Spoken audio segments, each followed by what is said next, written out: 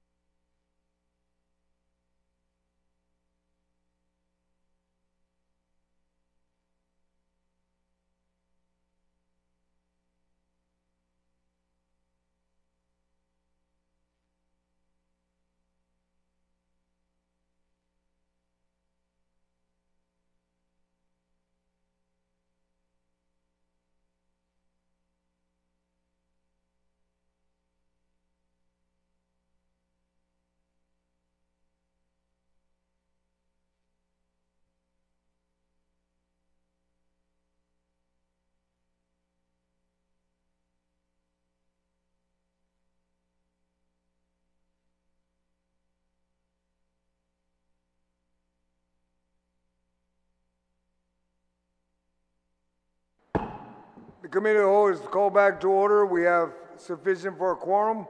We will now begin with the Director of the Office of Finance and Budget, Steve Guerrero, who will make his presentation. I'd ask the video folks to go ahead and post the, after your statement, you identify at what pace you want to move. Steve. Thank you, Chairman San Agustin.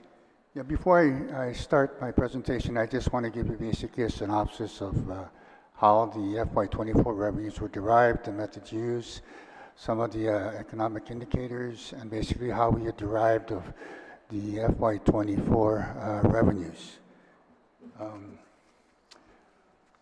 Okay, good morning, Madam Speaker, Chairperson, Committee of General Government Operation and Appropriations, Senators, and panel colleagues. My name is Stephen J. Guerrero, Director of Office of Finance and Budget, and I and the Office OFB staff are here today to present Bill number 26-37COR as substituted by the Committee on General Operations and Appropriations, which is normally referred to as the FY24 budget bill.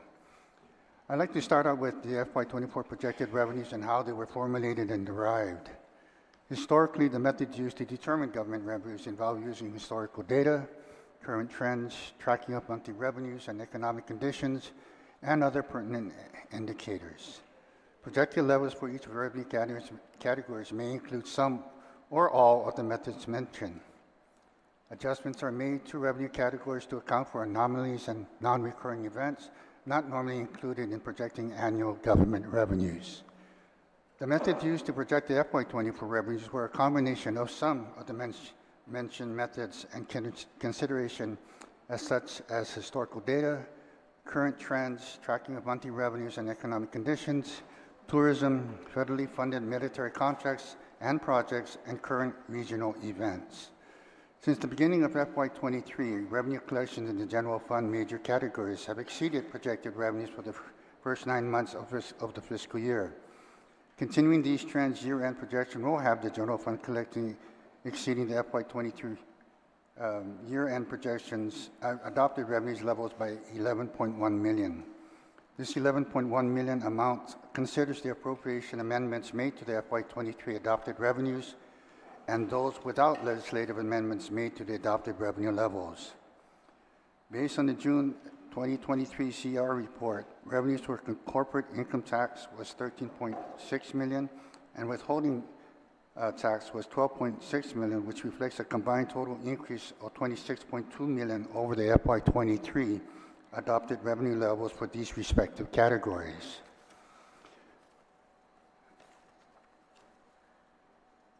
Individual tax collected for the first 6 months of the fiscal year reflects a $3 million increase over adopted revenues, but has reduced collection over the past few months.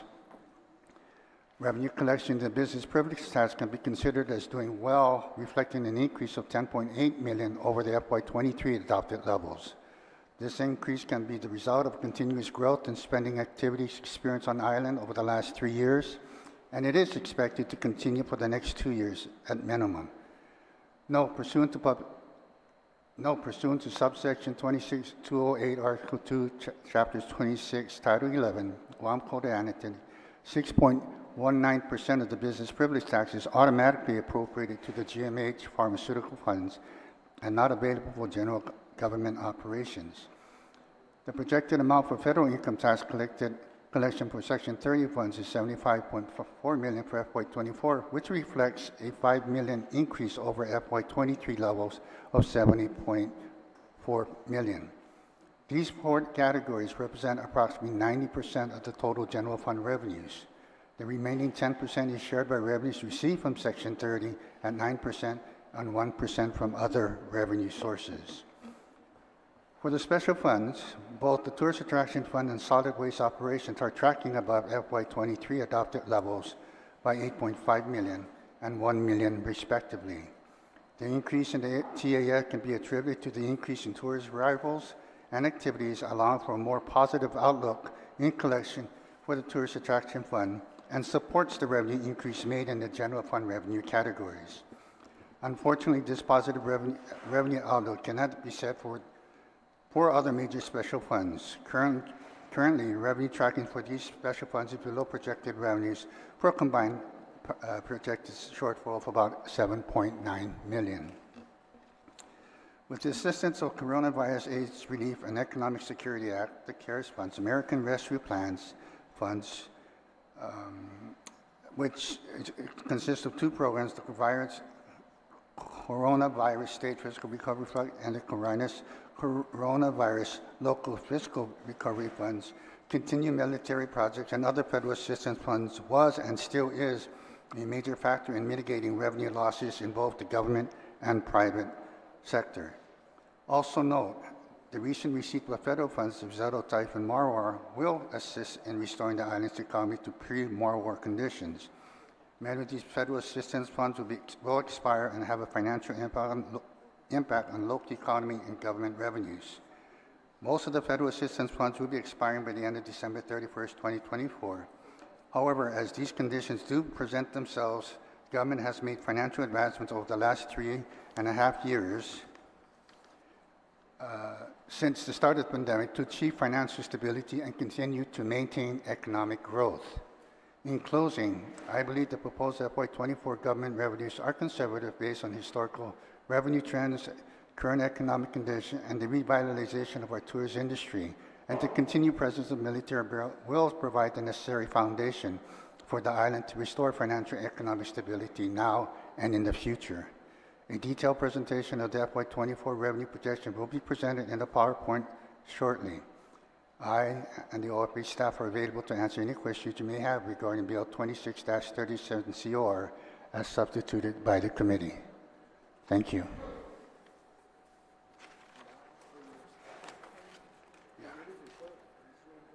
Okay, we're going to go ahead and do a real short presentation, PowerPoint presentation. You can see up there, would be on the screen. You also have, I think a handout was issued out. You all have one? If not, let me know. I'll get one to you. You got one? Okay. We'll just go ahead and get start, and I'll have Llewellyn here kind of like go through it and give you some highlights on each one of the presentations made. Thank you.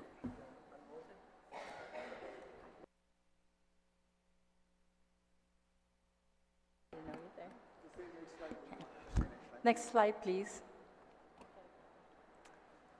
So in this first slide, what we're trying to show here is what OFB proposed for 2024 as the available for appropriation funding. For general fund revenue, we have what represents 69.5%, and that's $812,294,755. For the special revenue funds, OFB is proposing a level of $211,473,565, which represents 18.1%. And federal matching grants and aid is $145,129,498, representing 12.4%. Total, we have $1,168,897,818. Next slide, please. So here's a breakdown of all the categories of the revenues. You'll see on page, the first chapter of the bill. We'll just go across. Income taxes consist of individual income tax. The 2023 level under Public Law 36107 was $93 million or $93.5 million. For the amended level, we have again the same level, 93.5.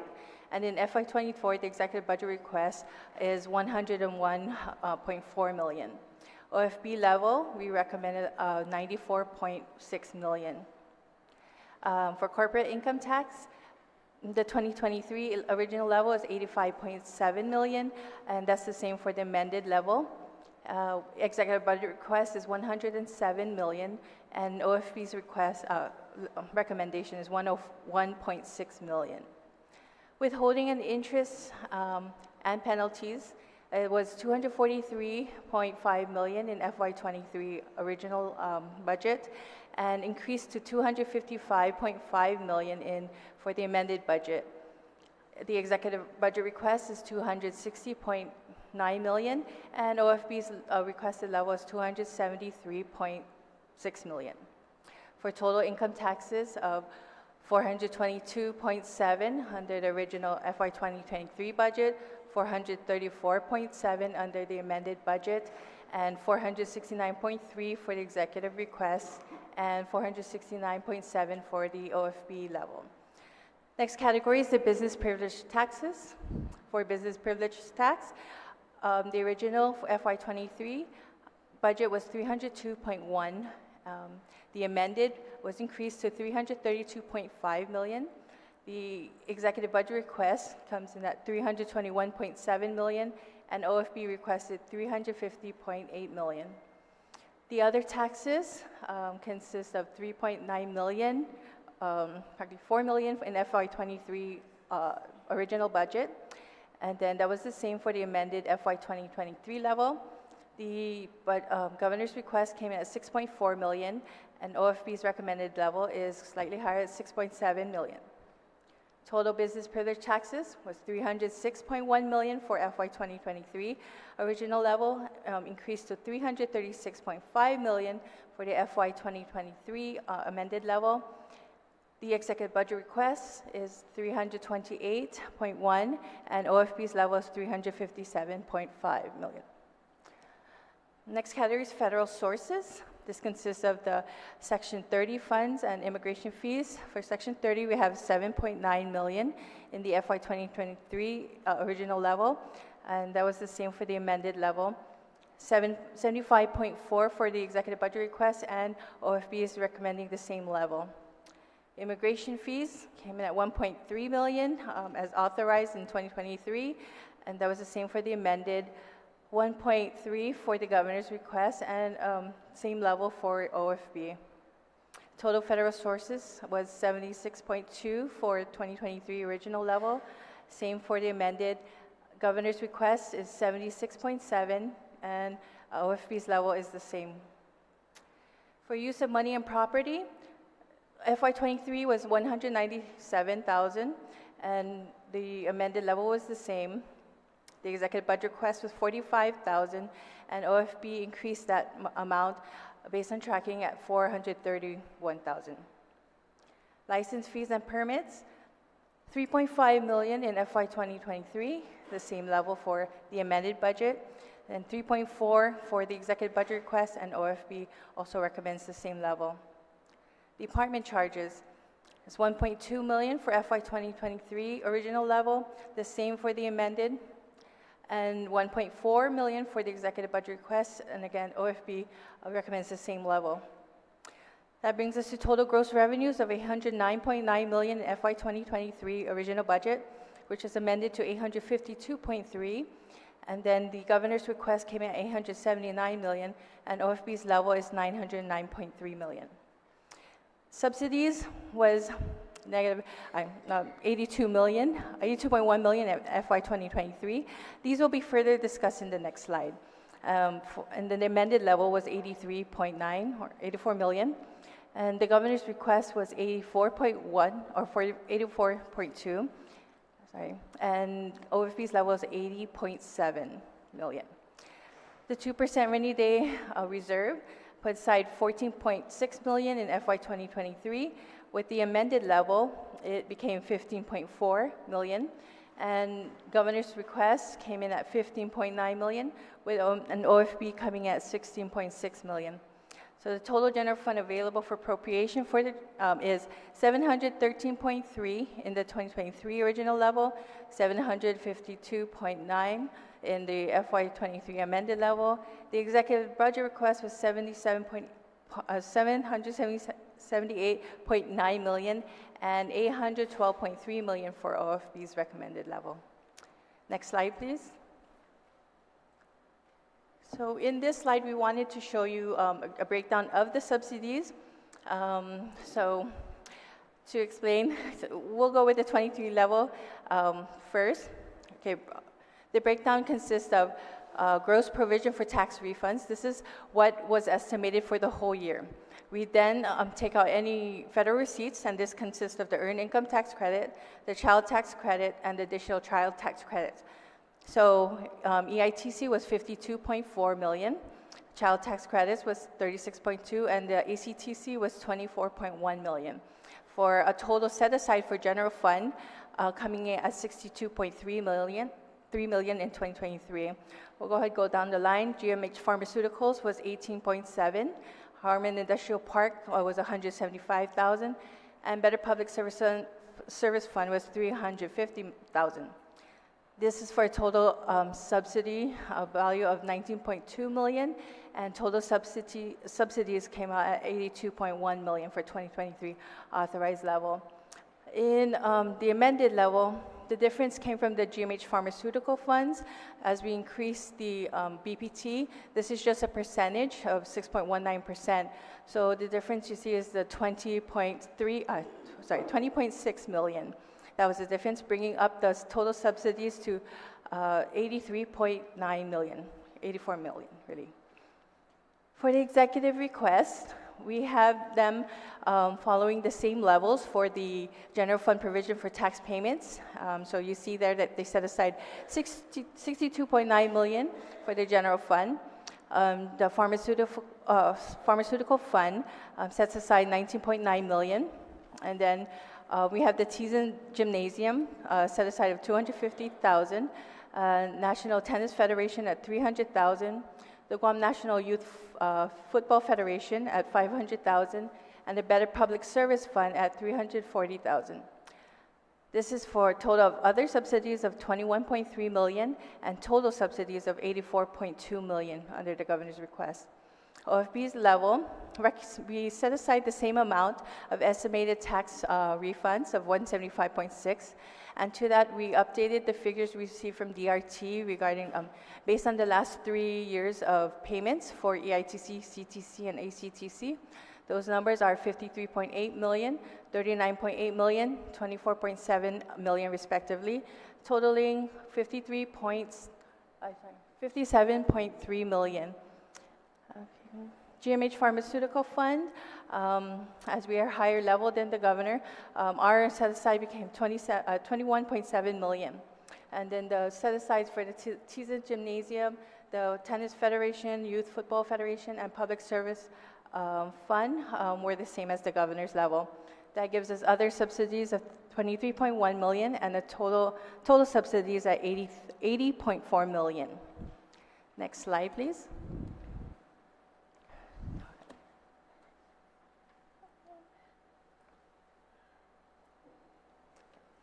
So for this slide, what we want to do is show how we set aside the 812 million for the general fund.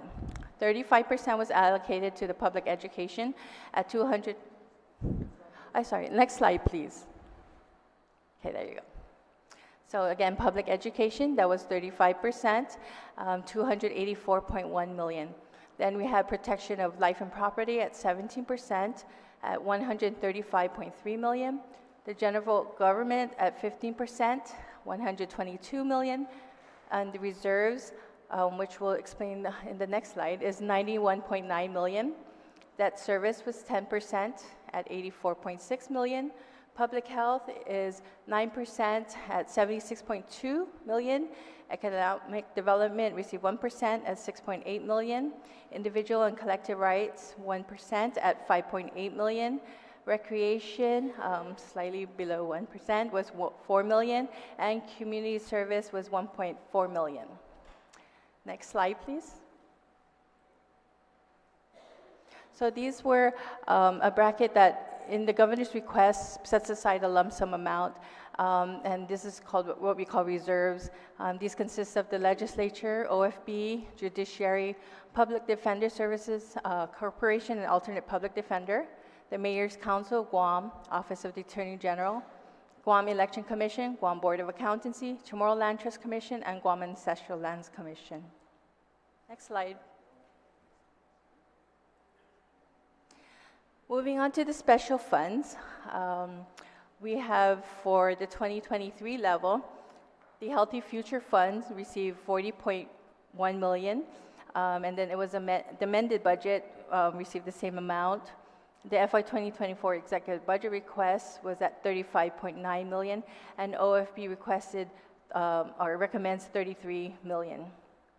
Guam Education Facilities Fund was 35.8 million, and same for amended budget.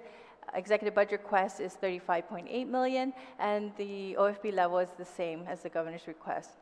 Guam Highway Fund, 18.1 million, same for amended.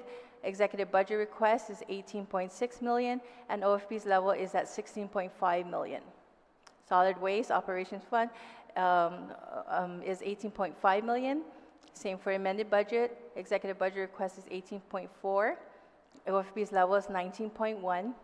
And then GMH Pharmaceutical Fund, 18.7 million, and it was increased in the 2023 amended budget to 20.6 million. The executive budget request was 19.9 million, and OFB's level is 21.7 million.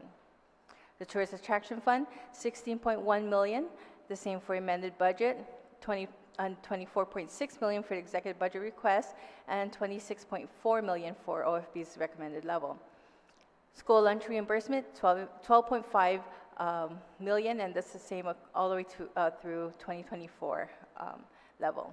Customs and quarantine is 2.1 million for 2023 level, same for the amended budget, and the executive budget request is at 2.5. OFB's recommended level is 6.1 million.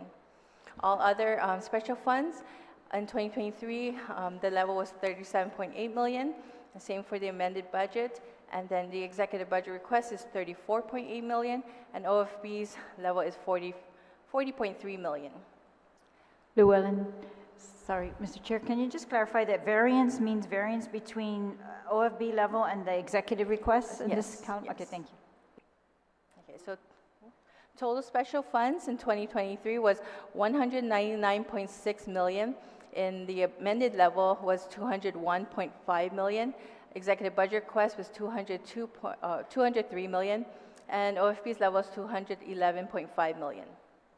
Next slide. So this slide explains how the 211 million was allocated. The general government received 29% of that amount at 62.1 million.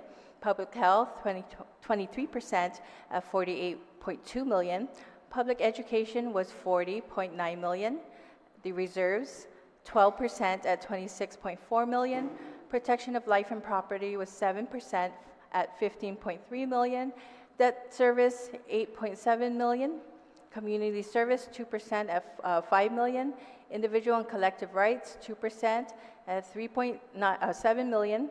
Economic development received 794,000, and recreation received 437,000. Next slide. Thank you. That concludes our presentation. We're open to questions. Okay, at this point, my colleagues will proceed with the round. Remember, there's 3 rounds, 2 rounds of questions, 10-minute limit. We'll begin with Senator Tello. Okay. You'll be the first, and we'll proceed down, and then we'll continue on. All right? Madam Vice Chair. Sorry. Point of clarification, Mr. Chair, on these rounds. Would the 3 rounds would be just for general, the overall general budget, or are we going section by section, starting with chapter 1? No. This is about the projection, the revenue projection. Once that's agreed and we move on, then we go into the chapters with the agencies. This is all about, if everybody's in agreement with the projection and no amendment, then we just move on. Then we go into DOE first, then we move on with every agency. This is just all about projection. But All we're right. going to go 3 rounds for Just for this. just the Yeah, this is general? the most critical. Okay. Okay, 10 minutes each. And if you don't Do have we any need questions, that many rounds for this? we'll measure from there. Senator Tello, you're first. Senator Tello? No, Senator Tello, you don't have any questions? No, I do, sir. He Okay. just wants to be recognized because he's going to yield me his time. Yeah. Okay. Pursuant to the rules of engagement that we got, it says that I've got to yield time while the person's still talking, so I'm going to yield my time to Okay. Senator Tello. Okay, so Senator Tello, you got 20 minutes Okay. Thank you, on Mr. Chair. this round. Senator Tello. Thank you, Mr. Chair. When you, Luella, when you gave us the presentation, Luella, on regarding reserves include the following, when you're saying reserves include the following, does this mean that we're talking about that the governor has no authority to hold these in reserve? You know how they always like take 10% and put it to the side so that by the end of the year, in the event they need additional money, it's there, kind of like working with lower than the budget that they're given. So is that what that means? Yes, if I can answer that, Senator. Sure. The reserve category that we're reflecting in the reserve, I mean the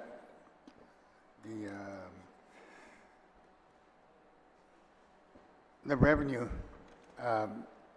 slides is just the category that lists all the departments that are part of the reserve that are reflected in the executive budget. So if you look at the executive budget, there's a category there that says reserve in terms of appropriation. This is the category where all these departments are normally not line agency departments. They're departments outside the purview of the governor, where appropriations are lumped in the executive budget for these particular agencies. Thank you, Steve. Mr. Chair, is this the opportunity to also ask BBMR a question? And Yes, okay, yes. okay. This is the opportunity for So, anyone in the panel. Okay, thank you, Mr. Chair. With regards to BBMR, there is a transfer authority that the governor has, and in FY 2023, the governor is given 15% transfer authority. And usually we're given a report on what was transferred out of certain agencies, you know, within the line agencies. I've looked all over our, clerks for messages and communications because this information is supposed to be provided to the legislature. Yet I haven't received any documentation. So can you tell me how much from FY 2023 of October 1st until today, or maybe last month, can you tell me how much funds did the governor use for transfer authority? Thank you for that question, Senator Titlegree. To my knowledge, I don't believe we've exercised the governor's transfer authority for any appropriations within the current Budget Act. So that would explain why this body has not received any reports to date. Typically what happens is towards the end of the fiscal year and also depending on when the books close with DOA, we exercise the governor's transfer prior to the official closeout of the accounts. Okay. So to my knowledge, I don't believe we've exercised that provision just yet for FY23. Okay, that's good to know because I have an amendment that's going to take it down to 5%, just FYI. Anyways, with regards to with rev and tax, you talked about the earned income tax credit as well as the child tax credit advance and then the additional tax credit. We know that, Daphne, we know that the additional tax credit federal receipts, all those are all reimbursable to the government of Guam, correct? Actually, what happens, Senator Titlegree, is that we receive the funds ahead. So ahead of time. Ahead of time. Right. And well, that's how it's. That's right. how the plans for tax year 2022 going forward are laid out. Is that the monies will be received ahead of the tax year starting. And has that been true to form? Because has there been any time where we had to go into the general fund to cover? Well, so what happened for this particular tax year 2022, which is being filed right now in 2023 calendar year, there was a delay in the implementation plan getting completed. So we did not receive the monies for that and those credits until April and May for the child tax credit and the EITC. However, that the implementation plan that went into place, or that was that is for 2022 tax year going forward, how it is laid out is that going forward there will not need to be a new implementation plan that is going to be signed for tax years after 2022 going forward. So there should not be an issue with regards to receiving the monies in 2024 fiscal year ahead of the tax filing season, or ahead of us paying refunds. But Daphne, has there ever been a time, like I said, that you've had to use general fund money to cover these expenses, and how much? Yeah, so I wanted to talk a little bit about it in terms of COVID, right? Pre-COVID, we really only received the additional child tax credit, which is a subset of the regular child tax credit, and we received those as a reimbursement, and those were received on a quarterly basis. And then, of course, the ARP Act authorized the payment of the EITC and the child tax credit, to include the additional child tax credit, as permanent amounts that are funded by the federal government. So that was funded, I'm sorry and I'm just, we'll break this up to simplify it. So in other words, there was funding used from the ARP funding to pay for that tax credit, the child tax credit, and that you just mentioned that. So my next question is, I'm sorry, Madam Senator Tydegui, to clarify, the ARP Act authorized the funding of those credits. However, of course, as there's discussion about the ARP money, there was some lump sum ARP monies that's been received, but the funding for these credits is separate from the ARP monies that you will see a monthly report on from the BBMR. So it's it's received separately, and those amounts are based on the estimates that the Treasury and the Department of Revenue and Taxation work on together to determine. Okay, this is not the 500 plus ARP funding that was given to the governor at her No. discretionary authority. Okay. No, ma'am. So, but then again, there was no general fund money utilized when paying the tax credit. So for this fiscal year, again, as I mentioned, we did not receive the monies for the EITC and the child tax credit until April and May, respectively. We received $56.1 million on April 12, 2023 for EITC. We received $62.67 million on May 11, 2023 for the 2022 CTC. And the reason for delay, again, was because of the implementation plan. When the IRS, or when the Treasury had signed the implementation plan, or the implementation plan for CTC during COVID time, did not address tax years 2022 going forward. It only addressed tax year 2021 and then tax year 2020. So what had to happen is for tax years after 2021, which is tax year 2022, which again, people are now filing their returns for this year, there had to be a new implementation plan. So prior to the monies being received in May for the CTC and April for the EITC, there was monies that, of course, were funded for refunds that was not yet funded from the monies that was received from the U.S. Treasury. Okay, so basically it is yes, and then because when you do receive that money from EITC, the EITC as well as the tax credit, if I'm not mistaken, that money coming into Guam cannot be used as reimbursing anything. It goes straight into an account, like a lockbox, that will strictly pay for tax credit. So unless they allowed you to reimburse the general fund for using that money because it was delayed, of course. And so let me get to that question. Did they allow you to reimburse the general fund? Absolutely. So what Okay. happens is those monies, and it's laid out, they must actually be put into trust accounts. Right. There are separate trust accounts for the various credits. Those monies are used specifically for those credits. And each time that there is a check write, of course, because we want to make sure that the monies are transferred from the trust accounts to the general fund Right. to fund those. Each time that there is a check write, there is a transmittal or a memo to the Department of Administration advising of how much should be transferred from those accounts. Okay, and can you tell me the amount that was taken out of the general fund? So, well, I can tell you, I don't have that amount, I'm sorry. I don't know if you want to. Mr. Byrne? Yes, Senator, just from memory, it was something just under 20 million. 20 million, right?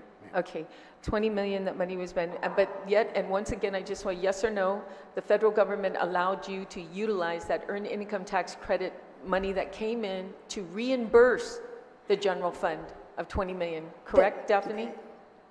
Yes, the money, Okay, it is being used to okay. pay the refunds, ma'am. Okay. The general fund was reimbursed. Okay, that's Yeah. what I just want to make sure that that money came in. Regarding compact impact, as everybody knows that in FY24, we're not going to be receiving any of that compact impact. What kind of hit is that going to give us, you know, the amount in the millions? Senator, I believe currently we get in the neighborhood of 12 to 14 million. However, a good portion of that is used to pay the school leasebacks. Right. For the 4 schools. So I believe the average is around maybe 5.5 million annually that's taken off the top. And so the balance from there is roughly, it's usually between 6 and 9 million that is available for the governor's use thereafter. Right, so we're no longer going to be receiving the 12 to 14 million in compact impact funds, correct? Which is about 12 to 14, is that what you're, yeah, I'm sorry, I can't see you, and then, yeah. Yes, sorry. Is that correct, right? At this point in time, yes, the last grant that we received was for FY23, subject to the new compact being signed between the affected islands and the federal government. So I'm not sure what the status is at this point. I believe they're still in negotiations. Okay, so we're going to have to cover how much for these schools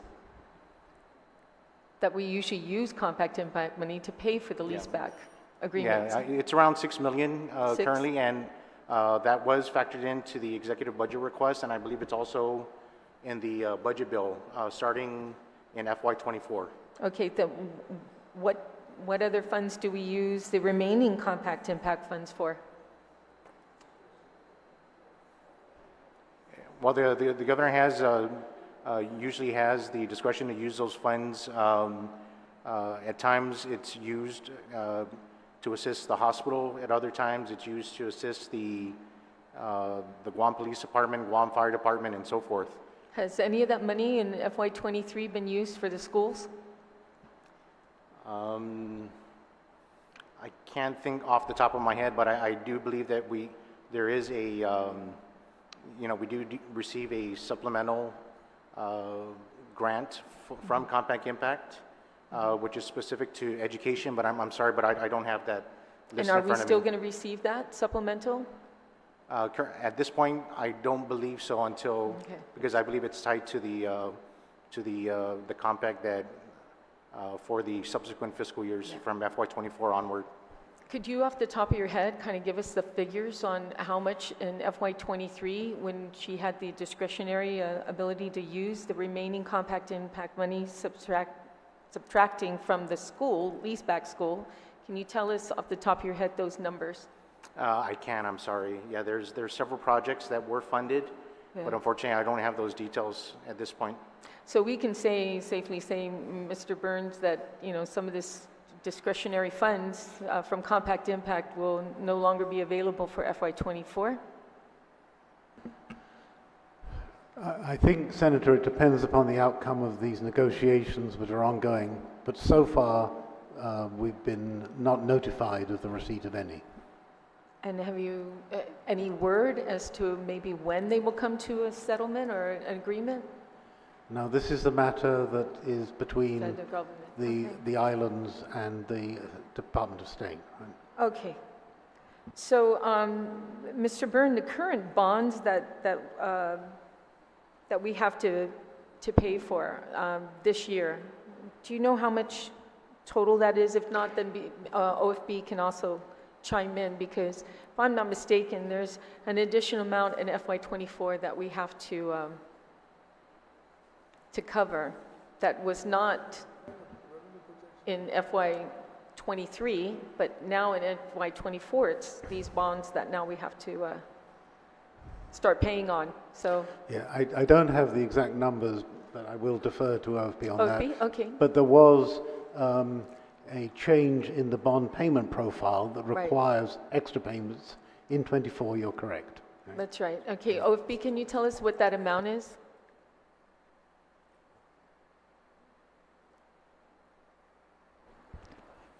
Senator, if you're talking about what the total debt service requirement is for FY23, it's approximately about $93 million. Okay, I'm talking about additional for FY24 that we did not pay in 23. BBMR just told me it's 22.5 million.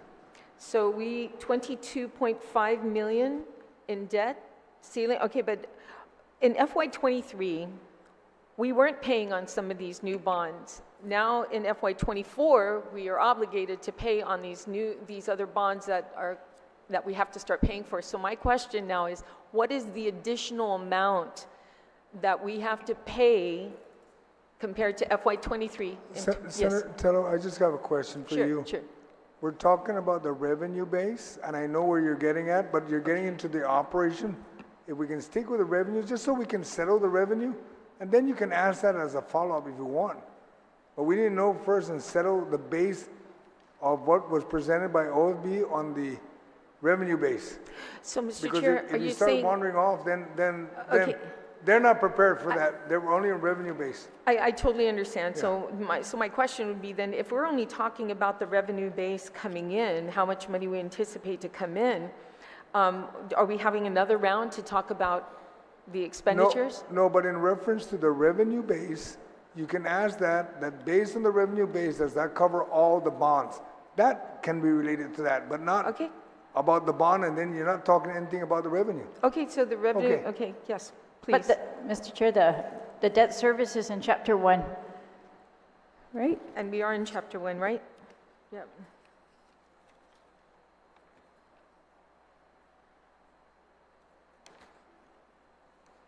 Yeah.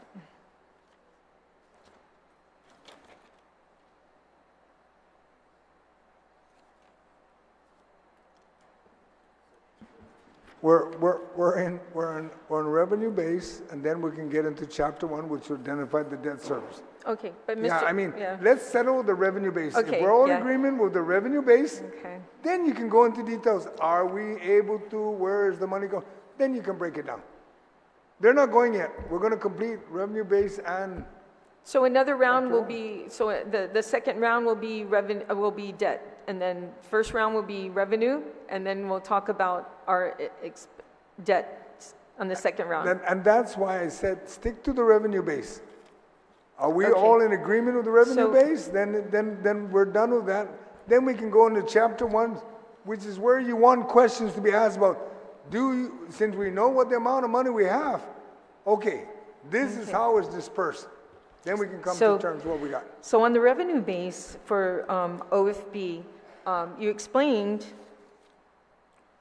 where all this funding is coming from on income tax, business privilege tax. So let's go to why you anticipate $99,328,426 more on revenue coming into the government of Guam, almost $100 million more in revenue. I do realize that the administration, of course, submitted their budget, in February, and there's different information, different data, statistics that are coming out that could change that. But I'm taking it from FY23, where we had a total general fund revenue of $809,922,198. And this year, it's you have in the budget $909,250,616. So that's a difference of 99,328,426. So can you explain what you foresee this money, this extra money, where it's coming from? Because I don't know of any new federal funds coming our way to cover this. And if you're talking about the missile defense system, you know, anticipating military, you know, buildup, that's not going to happen until like FY25. We're talking about FY24. So can you kind of explain to me where you think this money, this extra money is going to come from? Senator, you're correct that the difference between the FY23 and the FY24 proposal is approximately $99 million. The executive budget also shows a $65 million increase over the FY23 level. How we got to the $99 million over the FY23 levels is, I'll go by category, so I can explain to you how we came up with $99 million. If you look under the corporate tax, what we did is we took the base average of FY21, which is the audit number, the FY22 CER amount, and the FY23 tracking amount. We took the average of that came up to the $101 million. You're talking about the, and you're comparing it to the FY23, which is at $85,716,966 for corporation, correct? You're doing a comparable there, right? But you're talking about CRER reports that's totally fluctuating left and right. You know, I mean, you're doing a comparable on something that's only for June CRER, and then you're anticipating the end of the proposal at 101, and you're sticking to that number, and yet we have got 3 more months to go. Senator, when you do budgeting is purely speculation, it's purely projection, it's purely estimates. Right. And how do you use those, and how do you come about with those estimates and projections? That you use data that you have. Right. A lot of times we like to use actual data, which is more specific and cannot be disputed. But for other periods of times, you need to do your best and use whatever data you have, especially when it comes to tracking. Especially when it comes to tracking and data. So what That's percentage in the next 3 months, July, August, and September, which is 3 more months to go, how much do you anticipate in the excess revenue over projected revenues in the next 3 months? Over projected revenues of FY23? Yes, sir. Yes. Because this is June. July, August, September is 3 months. A lot can happen from that time. So what is your projected revenues, you know, for July, August, and September to actually take you to 101,582,361? Are you anticipating $10 million in the next, for each month thereafter? Okay, if you're okay, give me a second. Okay, no problem, no problem.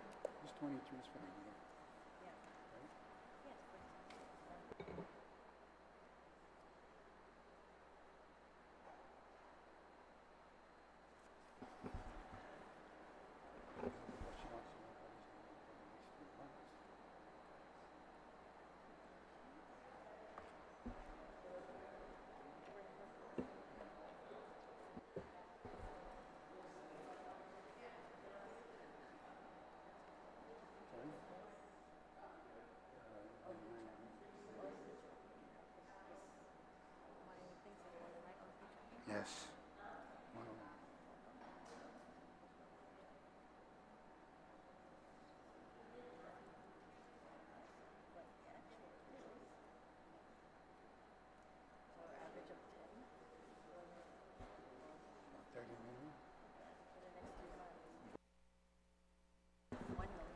Senator, Yes, sir. over the next 3 months, we estimate to generate around $10 million per month. In the next 3 months, that will probably equate to about $30 million. Okay. You know, Steve, I hate to say this, but, you know, we've heard that same song that was played during one other bill that we had as emergency session that was saying that they anticipate $10 million, but actually what came in was only $8 million. So it was quite substantially shorter. So I know you're very conservative, so am I. And if we're trailing in at 8 million every month, and you guys are projecting 10 million, that's like $6 million more than anticipated. I don't see it working in that direction. So I think we're going to fall short. Senator, you're right. I mean, again, this is an average over 3 years. So if you take the FY21, which came in at 108 million, and the FY22 this year report as of September 30th was 87 million. And you look at the current tracking right now of 109 million. You're talking about FY 2021, or you're talking September 2021? No, I'm trying to explain to you how we came up with our number, how we're substantiating the 109. The reason why is, since you brought the CRER report, you're looking at the ending of September 2021 with a surplus of $62 million. And then after the audit report came out, it boiled down to like only $30 million. And then you're looking at the 2022 CRER report. Senator, I'm referring to the corporate tax. I'm not talking about the bottom line. Oh, the bottom, well, yes. But it all goes down to the bottom line, but. Well, I'm starting to substantiate the 99 million that you're asking how I came up with. So in order to do that, I would have to go to my category to show you where the increases and decreases were that totaled the 99 million. Okay, so Steve, just to simplify it, it's looking at, you're anticipating $10 million every month coming in for July, August, and September. And you're basing that on your projected revenues for FY24 on the tracking of where we're going. But I just don't see it since these last few months, it's tracked lower than anticipated. Senator, when I first started, my first item was corporate tax. I was trying to explain to you how we came up with the amount of corporate tax. You're referring to the bottom line of the total generated revenues for the month and end of fiscal year. Okay, well, that's not the way it was explained to us when we were in here before, that they anticipated excess revenue in the CRER report, which is stated on page 3 of an additional 10 million, but it didn't happen that way. It only came in at 8 million. And regardless if it came from corporate or withholding or BPT, it's still at the bottom line came in lower than projected. So we just need to be a little bit more conservative on trying to estimate. That's all I'm saying. You're telling me how you're coming up with it, and that's my question. And you've answered the question, Steve. How you determined, the funding that's coming in from now until the end of the fiscal year. So, Senator, your initial question to me was how do I justify the 99 million increase over FY23? I began to explain to you by item of revenue in the revenue section 1 of chapter 1 of each item to come up with the 99 million. If you're referring to the bottom line, that's a totally different thing. Okay, Steve.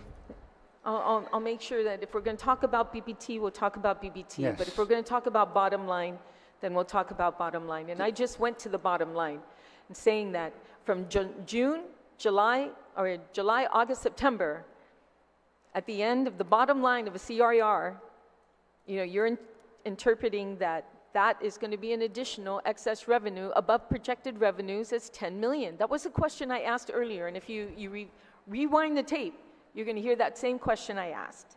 So that's what I was getting to. You said anticipated 10 million for the next 3 months, every month, is 30 million total. For corporate tax. Just for corporate tax? Yes. Okay. I started out with corporate tax. So and then I'm trying let's to go by items so I can justify how we came up with 99 million. But if you jump from corporate all the way down to the bottom line, of course that is not right. Okay, so you're saying in corporate tax, now then what do you anticipate for BPT then? For the next three months? If you're anticipating $10 million in excess revenue every month for July, August, September, so that's 30 million for corporate tax. What do you anticipate for PPT? Give me 1 second. Okay.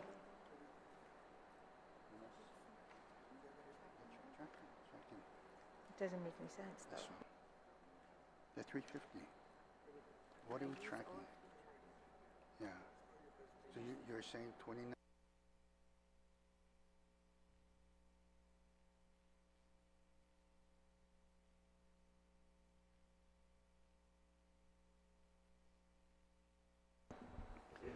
Senator, for BBT, we're averaging about 29 million per month. 29 million per month. What is the projected revenue for June? Or since you have the numbers in front of us, okay, let's go to June. In BPT, it was anticipated for the month of June in PPT. What was the projected revenues for PPT for the month of June? Are you referring for FY24 or FY23? Because FY23, we have already the CER report. Yeah. So using that information for the last 9 months, going back to October, we estimated that the amount we'll collect in the next 3 months would be $29 million. Is what we're using to justify the increase of the 99 million for FY24. Okay, you know what, Steve? I'm looking at the CRER report for the month of June, and it's showing here that the business privilege tax, BPT, is at the estimated projected revenues was supposed to be at 33,133,320, correct? However, what we received was actually 3.9 million more.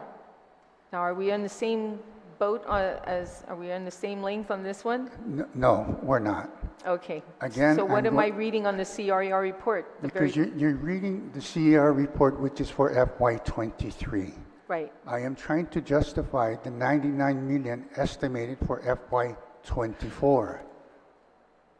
Okay, well, you know, you get this data, you get the statistics, and you look at what it's tracking currently in order to get to FY2024, right? Yes. Yeah, so that's what I'm saying. If we're tracking, you know, X amount of dollars now, then you're using that gradual increase to justify your increase to 99, right? So I just wanted to go back to how much funding, how much excess revenue is coming in to justify the increase of almost $100 million to the FY24 budget. And so based on the actuals of FY21, based on what we collect in FY22 and what we anticipate to collect in FY23, we have come out with an average of 29.2 million per month for FY24. Using that data, we pan out for 12 months, and we come up with a total of 350.7 is our projection for the BBT for FY24 using prior year history data, which includes the projection for the remaining 3 months of FY23 based on the first 9 months of collection in FY23. okay, Steve, then can you tell me what has substantially changed, that will substantially change in FY24 compared that we've had 3 years of money being funneled into Guam through the federal government for the last 3 years with ARP, with COVID, with all this money coming in to Guam, and we're not going to have that same scenario in 2024. So what have you put into consideration to come up to $99 million more? To answer that question, Senator, you're right. What we had in the last 3 years was supplemented by a lot of money coming from the federal funds. Economy. But in the last 3 years, we were also able to grow the economy to get back up to pre-pandemic levels. And I would assume... We grow the economy or grow the government? We grow the economy, grow the How government. can you grow the economy when our population has gone from 177 down to 155,000 people? That's tax base. So have you taken that into consideration? But we need to find a correlation. If the population is going down, but the revenues are going up, What is that attributing to? and that's my point, the growth. How can you grow when your population is decreasing? It's not necessarily growing population, but it's growing business activities. It's growing, the tourism is coming back. So those are the things that are supplementing the decrease in growth. So right now, the trend is showing that we are growing, not exponentially, but we are still growing, we are maintaining. And there's nothing to say that within the next year, we're going to see a drastic turn.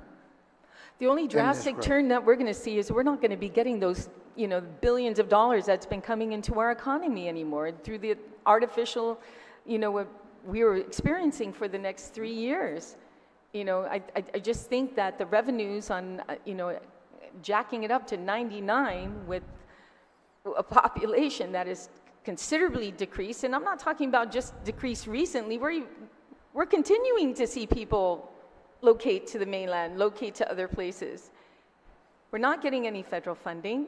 You're looking at the money that's in the ARP funding being stagnant for the longest time because they're holding on to it for maybe a new hospital. I know you mentioned something about the missile defense. Money's not going to trickle in. I mean, they're just starting the impact of what is that word when you're going through the process of, environmental impact, So I just don't see how you've increased to 99 million more, Steve. I just don't. I know there's growth. The other thing, Senator, you also have to consider, the government of Guam just implemented a 22% GPP. That money is going to circulate within the economy. You still have over $200 million of ARP money. Whether it's sitting or not, that money is available. And that money, I believe most of it needs to be expended by December 31st of 2024. Yeah, but we're already going into 2025. If that has to be expended by 2024 next year, we're already talking about FY25 budget, not the FY24 budget. But this is the FY24 budget. We will deal with it in 25, but this budget is for FY24, which those monies will still be available for. The key here, I think, Senator, also is that, we're pumping in millions of dollars into the economy just for the government salaries.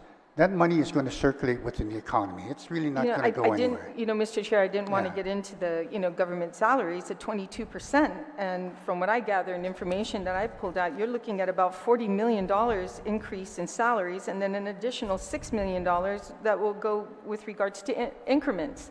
That's $46 million that's going to be taken out of the general fund to cover that 22%. So what does that yield in taxes? 10%? So you take 46 million and then you multiply that by 10% and that's what comes into tax base?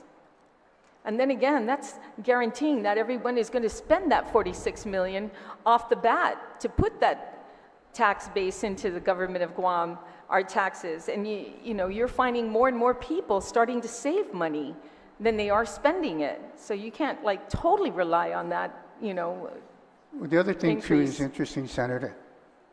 If you look at the other category, like withholding tax, if the thought and theory that people are leaving, and I believe there are some people, I have family members that left, but withholding tax seems to be going up 20, 30, 40 million. And, the only explanation that could be is that people are going back to work. And that's what withholding tax is. You got individual tax. We're seeing a slight decrease in individual tax, and those are the taxes that people owe and need to pay for the government. But in those two, in corporate tax and withholding tax, you're seeing an increase, despite the exodus of people leaving the island. But the economy is still growing. It's still doing better. How do you explain the increase in these categories? Well, I do realize that, and Mr. Chair, I'll go ahead and yield the rest of my time, but the way I see it here, revenue's coming in. We've been living large for the last 3 years and, growing. I don't see our economy growing. I'm seeing our government growing, more expenses, and then falling short. We have to, cover all those programs that were built through ARP funding and Now no longer it's available, so they're going to dig into the general fund to cover those expenses. That's something that we can't afford to do. But with regards to revenues, you know, I was hoping that you'd be more conservative, Steve, you know, in coming up with these numbers. You've always been conservative, and then we've yielded excess revenue, which is fine, because then we know for sure we're not overspending. So I'd rather see at the end of the year, you know, at least $30 to $40 million in excess revenue than ending right now. We're ending at what, 11 million? We're at 11 million right now in excess revenue. And you know, you and I both know that once you do an audit, you got to have a cushion. And even Mr. Burns said, I asked him a couple months ago, what kind of cushion do we need at the end of a fiscal year to be sure that, you know, we don't go into deficit or overexpend? And he said 30 million. 30 million. Right now, I'm seeing CR report giving us only 11 million. If we're going into FY24 to pay for our debts in FY23, we need to be careful on how we're spending. So I thank you for the opportunity. Thank you, Mr. Chair. Thanks, Steve. Okay. Thank you. Senator Canata, do you have any questions? None. Senator Dwayne Snickers, do you have any questions? All in reference to revenue. After we're done with revenue and we're all in agreement with revenue, we will go to chapter 1. Then we talk about that part. Senator Snickers. Thank you, Mr. Chair. Actually, I didn't want to talk because I'm so optimistic about the future, and you know, I just see all everything paved with gold. But so this is my first budget, so I just wanted to, you know, talk some stuff out here just to clarify. So the OFB level, that's projected, and then the one for the executive request, that's the budget that we're gonna pass. Is that how it works? No, Senator. The OFB figure that you're showing there, that 812, is the proposal made by OFB to the body to basically fund the government operation for FY24. The other category, the one you're looking at, the executive budget, that is the budget submitted at the request of the governor. So it's much more conservative than what you're projecting. Yes. Is that correct? Yes. Oh, okay. And there is a reason for it, and why we're higher. Oh, okay. Yeah, because, you know, I mean, I can see how you're projecting the future. You know, like the stock market, they always say, you know, past performance is not an indication of future successes. But I think that, you know, Mr. Guerrero, I think you're a very astute man, very honest man. And I think your projections are kind of like where if I were to do it, I would do the same thing. I always do this in business too, you know, always projecting and stuff like that. But yes, it does take a while for monies to trickle through and revenues to, you know, filter through the economy. I think this is quite conservative if the governor is only asking for 778 and we're actually projecting. So you didn't go like crazy trying to project this. I think this is a conservative estimate, I think. Yeah, based on what could happen. I'm very optimistic of the future. I think if they pass my fireworks bill, there'll be more revenue coming in. But that's for another radio show.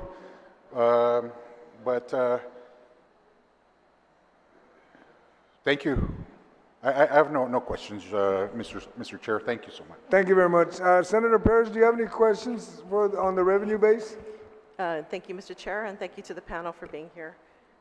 Yeah, so just a couple questions. One being Section 30. So Section 30, I see, is status quo. Is that correct?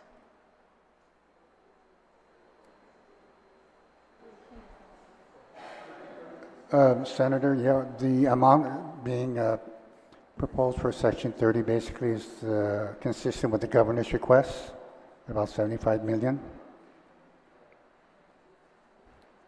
So that is basically not so much a status quo, it's a status quo to FY23 original request, but when the final amount was submitted to Guam, it wasn't 75 million, I believe it was only 70 million. What was that again? For the FY23 request, I believe the amount was like 75 million, but the actual amount that came in was only 70 million. Okay, so question for Director Byrne. So is it correct that by the end of 2022, that was the last time the Treasury was going to administer the WAR claims through their office? Yes, Senator. U.S. Treasury confirmed that there was going to be no more deductions for war claims from the Section 30 funding. Okay, and then, so what was left in the bank? Or was there anything left? Because for many years, a portion of the Section 30 funds was withheld by the Treasury to pay off the WAR claims. And so I was wondering, was there anything remaining as of the end of the year, 2022? Treasury didn't tell us they just told us what they paid out, which was like 35 million. They didn't tell us exactly what they withheld compared with that. So it's possible there might be some catch up, but they haven't indicated that to us yet. Okay, so we didn't know how much they were taking or holding on to? No. Okay, and when will we get a report of that? Or are we expected to get a report of that? Yes, normally we get notified of the Section 30 actually pretty shortly, but we haven't done yet. We haven't heard, right? No, actually, in line with the Section 30 request, we have a timeline of next week, the 15th, to submit our official requests for the advance for FY24. So we're currently working on that, but just to note that in all likelihood it's going to be in line with what was stated in the governor's budget request, which is the 75.4 million. And just to note also, in past years, the Section 30 amount was actually closer to 80 million. So 75 is actually a conservative amount. Okay, considering, now we have, Marine base, what is the timeline for that? Because I imagine that Section 30 money is not just, it's for federal employees, right? Federal employees paying into their income tax, is that correct? So yes. Isn't there an expectation to be more personnel coming through and other support? I'm just wondering why it's at that level. I think, just speaking off the top, that there's certainly a possibility that the amount that gets remitted to us could be higher than that. The way it works, though, is that and I'll ask the Director of Revenue Tax to comment on this, the reconciliation between the IRS and the amount that's advanced to us, usually it lags by about 3 years before that reconciliation catches up. So the amounts that are going to be withheld from federal employees or additional federal employees through the military build-up probably won't, unless we get some indication from them of some other number, probably won't be seen until we get into 2 or 3 years hence. Okay, so according to my sources, what the Section 30 monies is way over 35 million. So from 2017 to 2022, it actually exceeds that amount. Sorry, could you repeat what you just said? Yeah, so according to my sources, the amount that was held by Section 30, or Treasury, actually exceeds 35 million. So the payout is, there's a big difference between what they withheld and what has been paid out. Do you know by how much it exceeded the 35 million? I have an amount, but I want to confirm a little bit more on that. Okay. But yeah, I appreciate if you can, yes, seek a more expedited reconciliation with that account, considering that Their administration has ended as of last year, end of last year. Okay, question regarding special funds. So I did a cross-check between the most recent CRER report and what's in the budget. Question is for OFB Director. Can you explain the discrepancies between them? So for instance,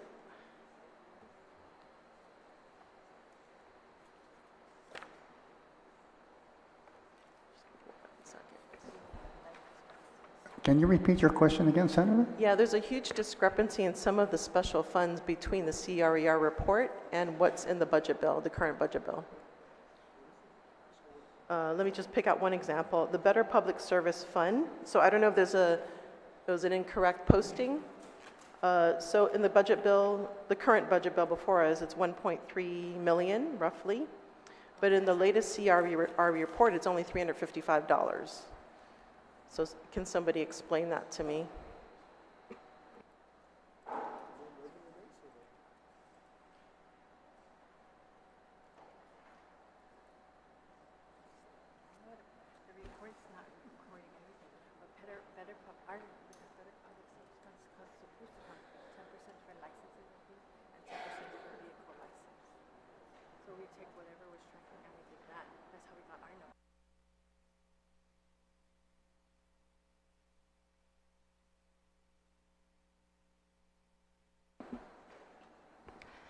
Okay, Senator, thank you for the question.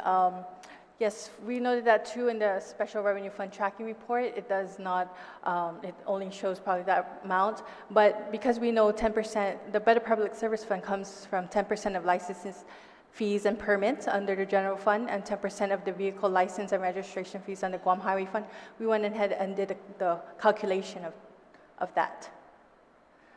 So I'm not sure, maybe DOA may be better able to answer why the report only shows 300,000.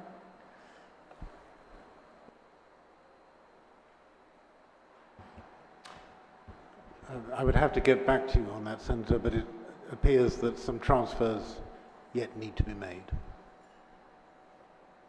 Can you explain that further? So what do you mean by that, transfer? So basically, they're not being populated based on the statute? Is that what you're saying? That the money that's supposed to be in this fund is not being promptly populated? It's not being, you know, all monies flow through the general fund. It's not being transferred from the general fund into the special fund on a consistent basis. Yeah. Okay. All right. Appreciate that. If you can find what's happening with that. So the other funds I see is like Customs, Agriculture, Quarantine Inspection Fund Services. So there's a huge difference between what is projected on this budget with what is in the CRER report. It's much, much lower on the CRER report. So I'm just wondering how you got to the 6 million versus the 1.1 million. So again, Senator, same thing. We know that there's $8.29 per passenger. So we took the tracking of passengers based on the GBB report and just multiplied it because the funding or what we saw in the report was didn't seem like there were, again, speaking with Customs, there is probably a delay in reconciliation or transfers. So we did our own calculation based on what we know. Okay. So who's the one in charge of making sure that the amount is actually transferred? Because what's here is on paper, right? And, you know, it's important that these agencies that are depending upon this, you know, gets the funds, and they may not necessarily know the discrepancies. Is there somebody who can make sure that this is happening, besides the director, of course?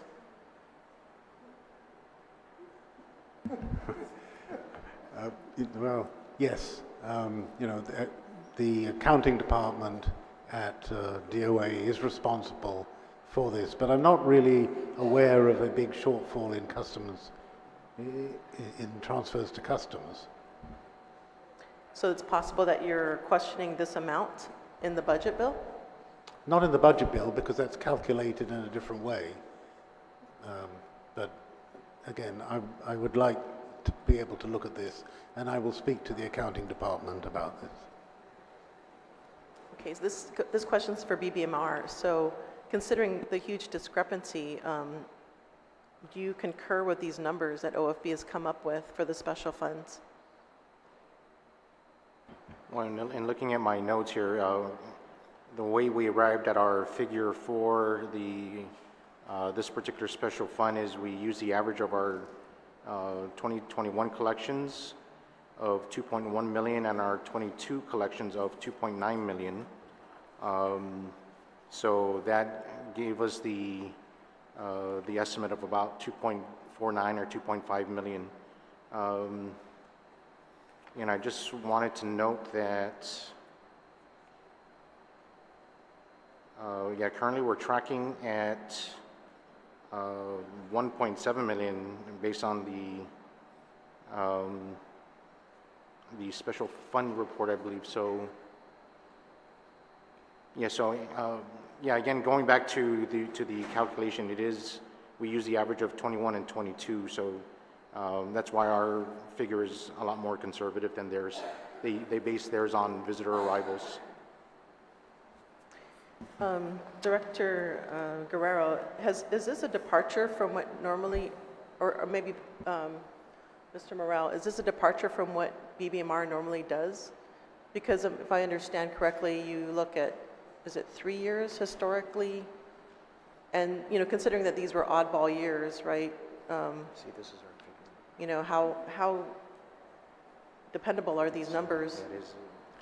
Senator, like I mentioned earlier in my opening statement, is that, you know, we take a vast array of different types of methods of how we calculate basically these revenues. Bear in mind that, at least in the case of the executive budget, the budget was prepared back in December and January of this year, and a lot of things have changed, have transpired since then.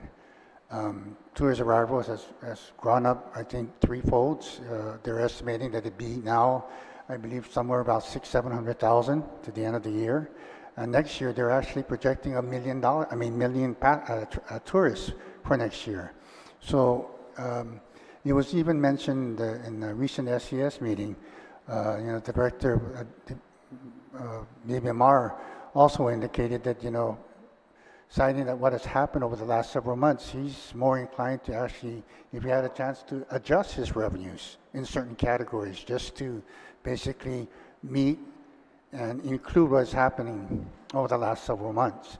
Thus, this is one category we felt that we could increase both the custom and quarantine and the TAF simply because of the increasing number of tourists coming in. The other thing that we noticed, at least in the custom and quarantine report, and I don't know why, but if you look at the months for the last 5-6 months, the amount is kind of like stagnant. It's the same. It's the same amount all month.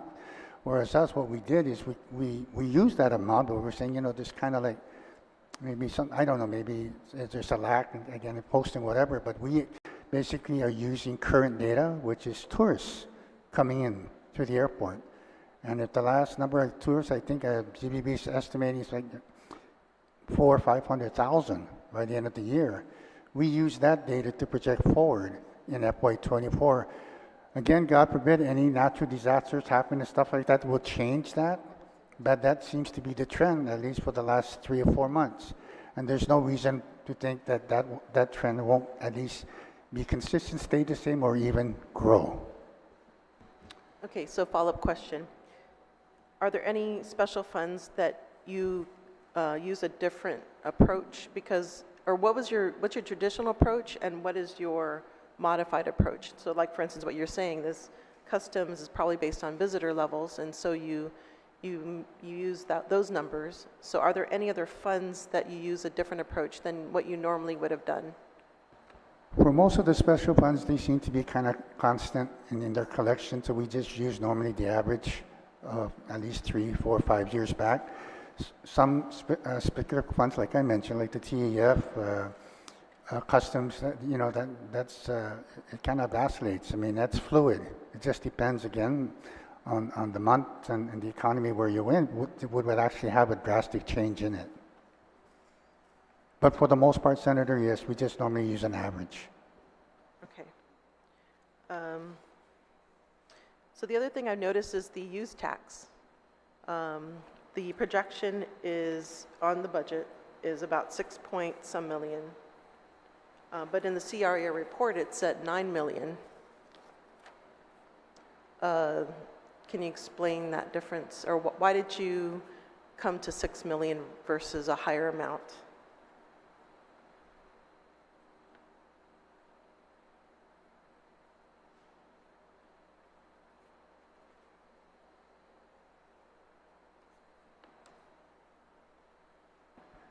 How we got to 6 million, Senator, if you look at FY21,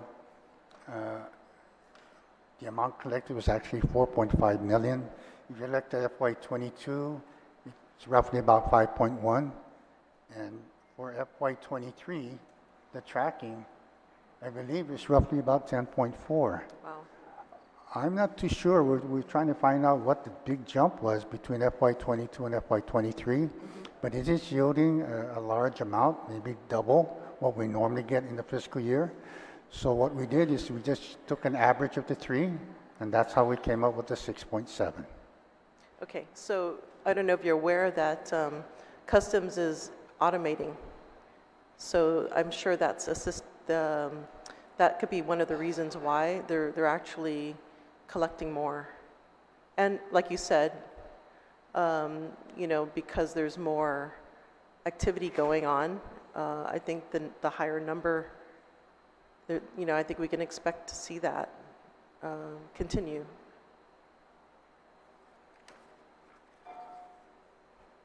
Okay, another question. So tax refunds.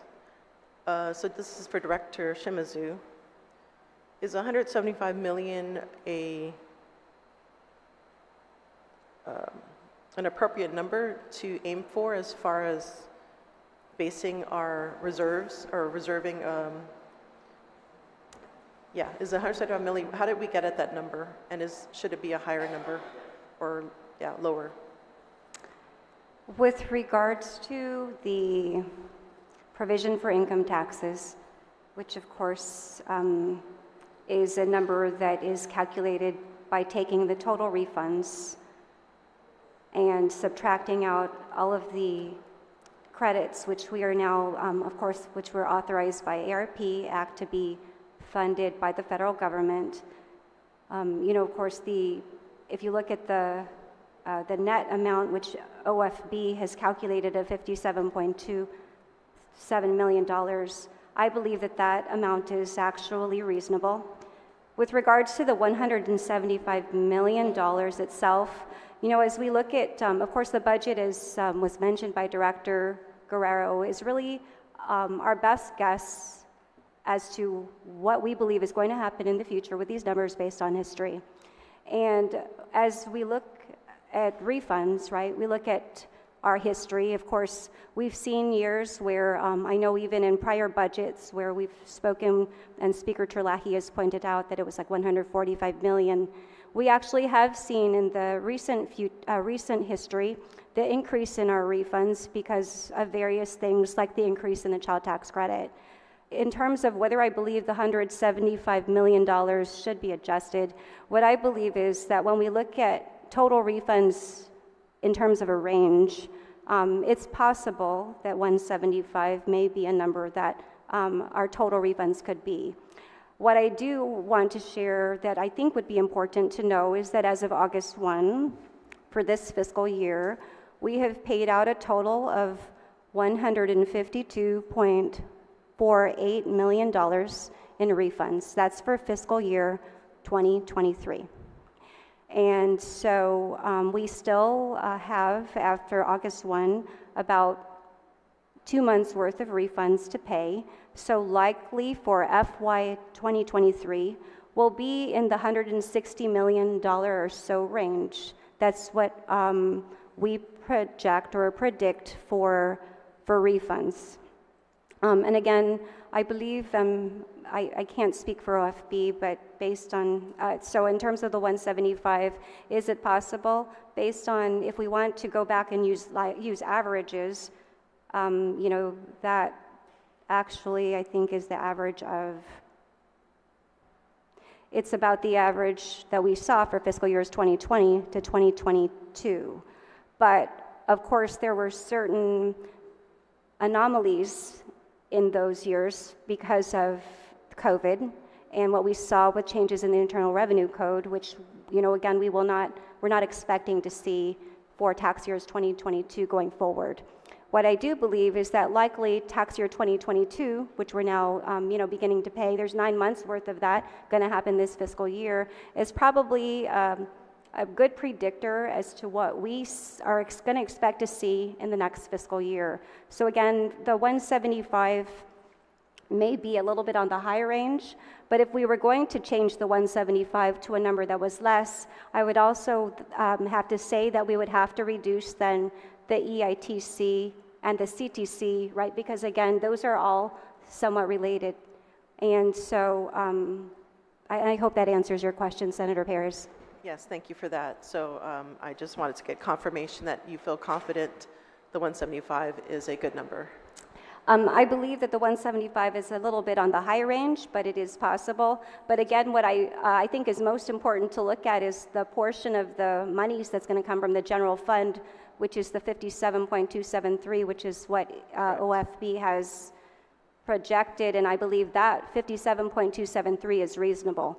And again, if we were going to reduce, or if the body wished to reduce the 175 total refunds, I believe that also the 53.8 and the 64.5, which is utilized in their calculation to get to the provision, should also be reduced. And ultimately, I believe that what will end up happening is we'll just continue to hit that $57.27 million number.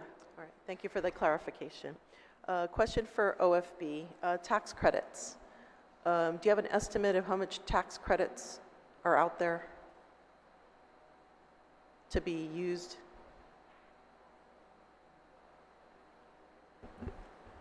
Senator, I don't have that information. The only tax credit that I'm familiar with and that needs to be funded out of the general fund are the three that are listed on the sheet, which is the tax credit for the National Tennis Federation, the other one for the Tizen Gymnasium, and the other one was for the Guam National Youth Football Federation.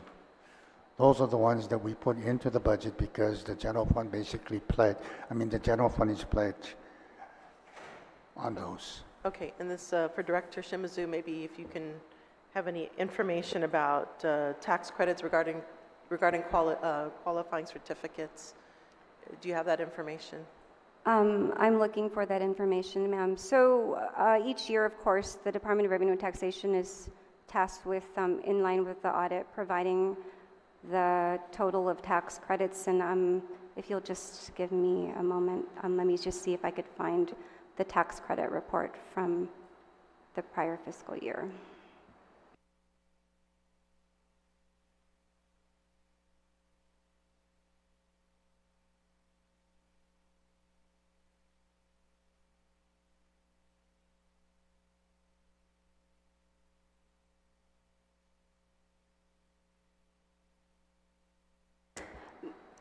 Ma'am, I will have to, it may take a few minutes, so I will have to get back to you on that, but I could provide that.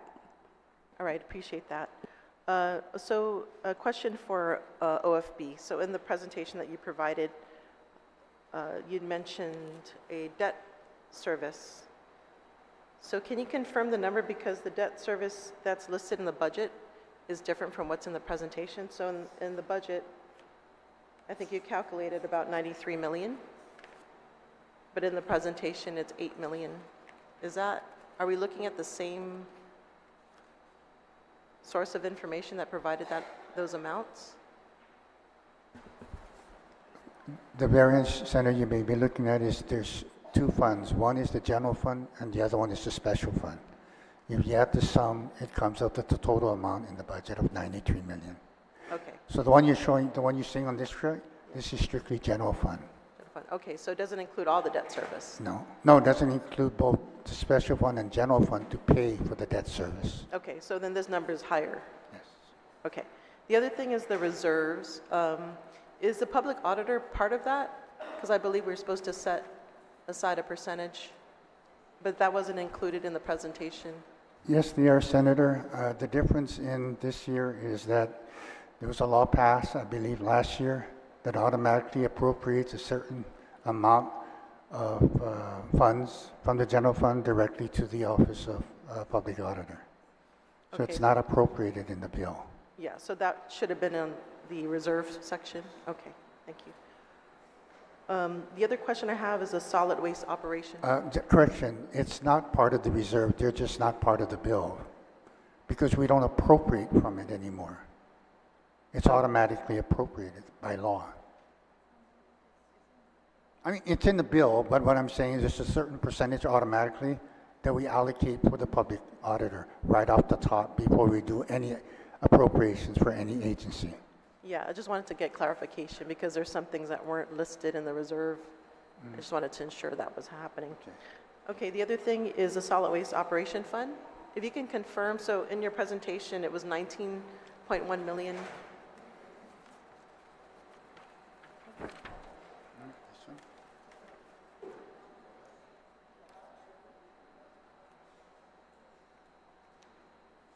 That's because of tracking, right?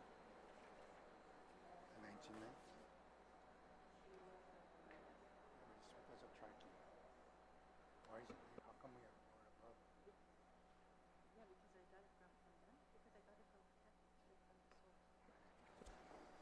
The information, the 19 million, Senator, came actually from solid waste. That's what they're tracking, and that's what we got from them.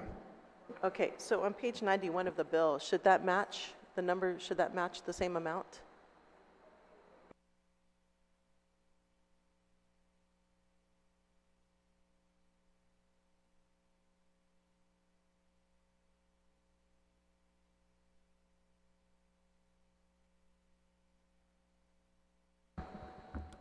Madam Chair, Okay.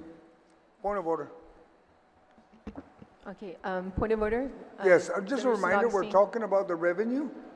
We're not talking about page 91 or anything beyond even chapter 1 yet. Right. Let's finish the revenue, and then we can entertain our question Yeah, on page point 91. point of information, I just wanted to get clarification, what is the correct number in the revenue section so that, you know, if there's a discrepancy, now's the time to change it. So that's what the question's about. Okay, I'll allow the question.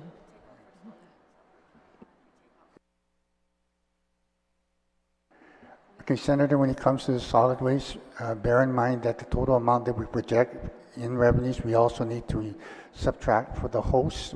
We take out 300,000 for the landfill recovery, both for, I believe, for the landfill and the Ordnance landfill and the one down in Iran. Yeah, I understood. So it should be 19.1, is that correct? Because right now it's 19.4 for the total without subtracting the host community fund. So it's 19.1. Senator, we treat the 300,000 as an expense, not a deduction from the revenues. Okay, maybe we could talk about this, or is this, can you clarify the actual number that should be in the solid waste operations fund? I mean, this is important. Okay, the breakdown, Senator, is for Guam solid waste, 15.9 million goes for operation. The landfill, EPA landfill monitoring gets 202,000, and then the debt service, there's an amount of almost 3 million. So, yeah, you're correct in terms of the total, but Guam solid waste doesn't get the total amount of the solid waste funds because it's allocated for other expenses. Okay, I thought it was a go bond. Was it a go bond?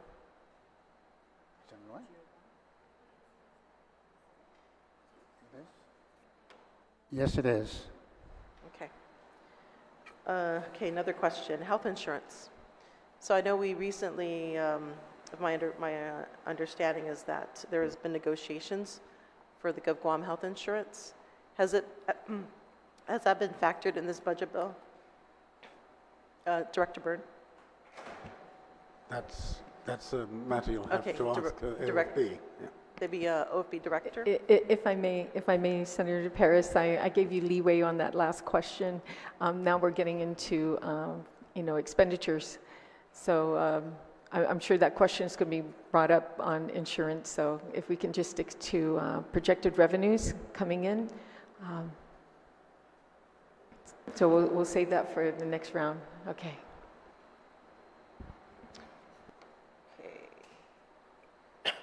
Question for OFB. Shortfall. What is the shortfall for special funds for this year?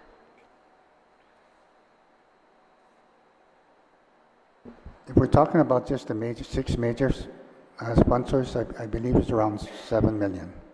7 million. Of the 6 major special funds, 4 of them basically are tracking behind. The sum of that's probably about 7 million, and the other 2 are tracking favorably.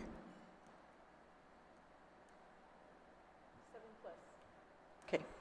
Thank you. Thank you for answering my questions. Thank you, Madam Chair. Just a correction, if you get, is this for the June CRER report on short revenues for the special funds for June?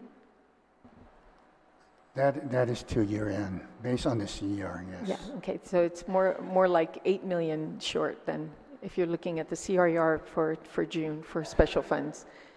Okay, so Senator Paris, you still have a minute and a half. You want to keep going? With the revenue projections? Thank you for that. The big difference I see between OFB and BBMR is the BPT, so 30 million. How did you arrive at such a big difference?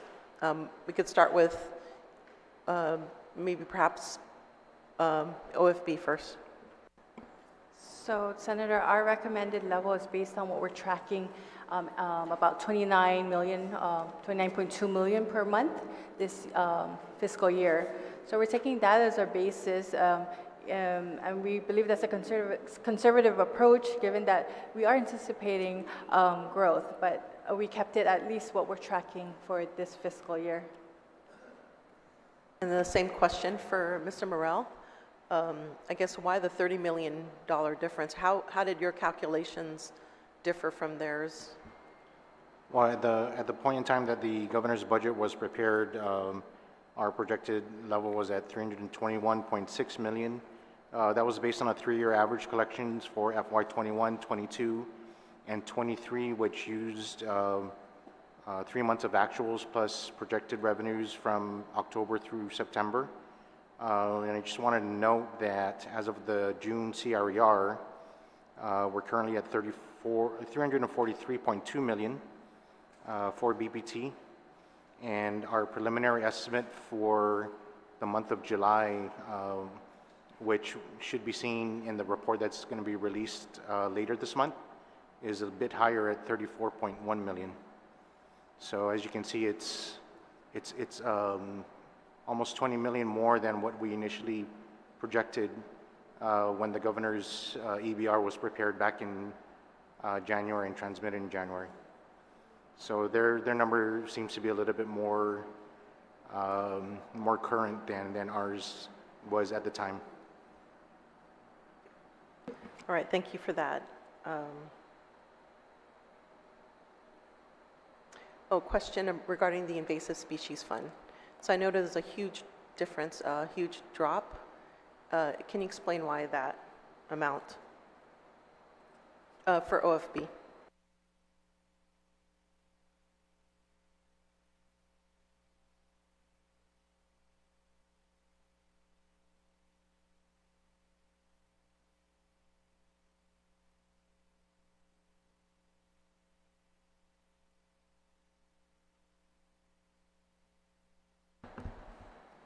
Just to clarify your question, you're asking if why there's a big drop in the invasive species fund? Because what we're showing on ours is the same as what OFB is recommending. I mean, BBMR.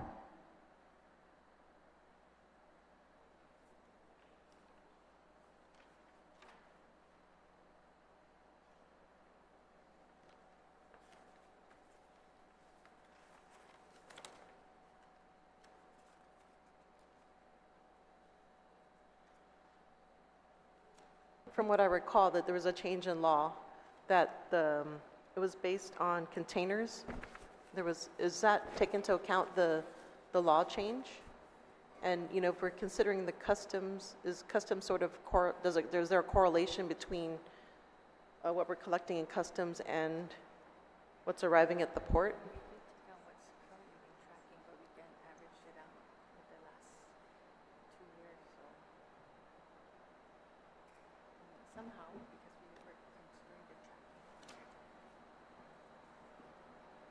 The amount that we came up with FY24, Senator, basically is based on tracking for the last 3 years.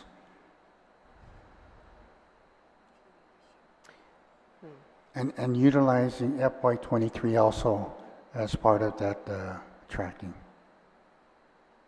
So if there is an increase based on the increase in activity that Customs and Quarantine is doing, we have not seen that yet, at least in the collection of the invasive species fund.